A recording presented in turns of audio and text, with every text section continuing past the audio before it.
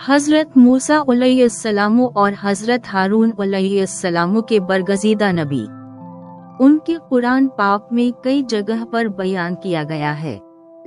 हज़रत मूसा अलैहिस्सलाम का ताल्लुक बनी इसराइल से था और आपको अल्लाह ने फिरौन के जुल्म से अपनी कौम को निजात दिलाने के लिए मुंतखब किया।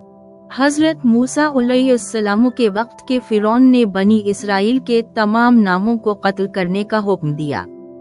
अल्लाह के हुक्म से हज़रत मूसा के वालिदा ने इन्हें एक संदूक में रखकर दरिया में छोड़ दिया।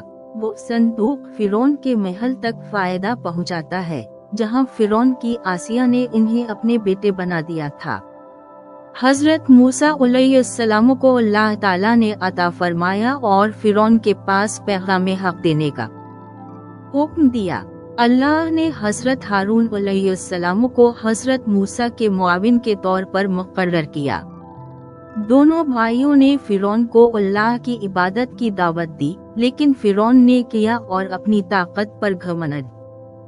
हज़रत मूसा ने अल्लाह के हुक्म से कई मोजिज़े दिखाए, जिनमें असा का सांप जाना और दरिया का दो तकसीम होना।